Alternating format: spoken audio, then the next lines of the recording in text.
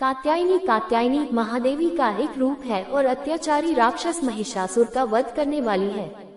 वह नवदुर्गाओं में छठी है। हिंदू देवी दुर्गा के 9 रूप जिनकी नवरात्रि के त्योहार के दौरान पूजा की जाती है। एक उसे 4, 10 या 18 हाथों के साथ दर्शाया गया है। ये संस्कृत शब्दकोश अमरकोश में देवी आदि पराशक्ति को दिया गया। शक्तिवाद में वह शक्ति या दुर्गा एक योद्धा देवी के उग्र रूपों से जुड़ी हुई है, जिसमें भद्रा, काली और चंडिका भी शामिल हैं।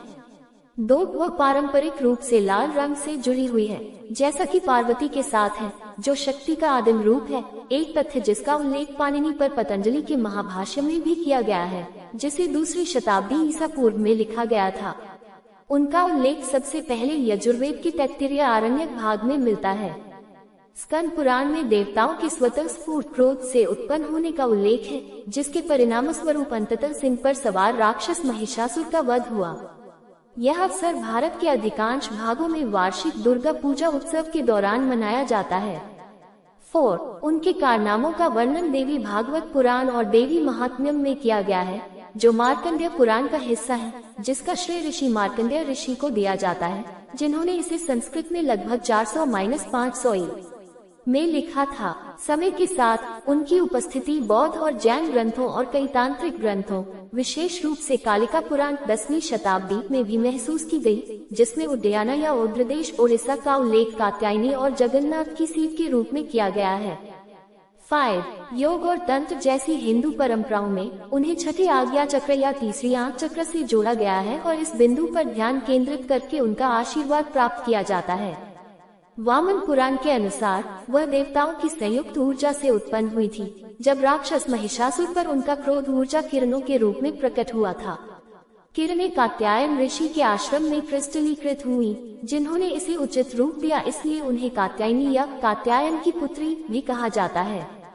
6 कालिका पुराण जैसे अन्य ग्रंथों में यह उल्लेख किया गया है कि यह ऋषि कात्यायन थे जिन्होंने पहली बार उनकी पूजा की थी, इसलिए उन्हें कात्यायनी के रूप में जाना जाने लगा।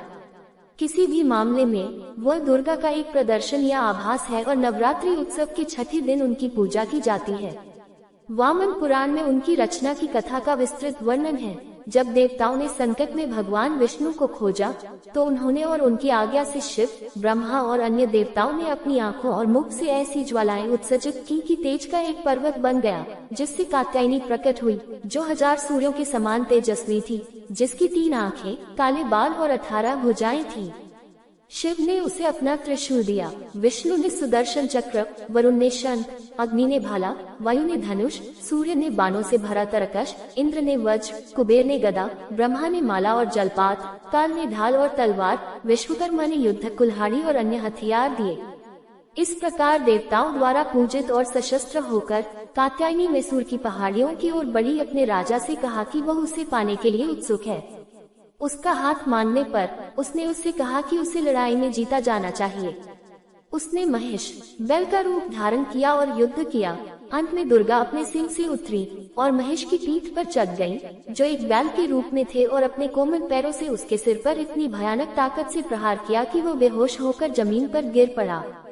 8 फिर उसने अपनी तलवार से उसका सिर काट दिया और तब से उसे महिषासुर मर्दिनी, महिषासुर का वध करने वाली कहा जाने लगा।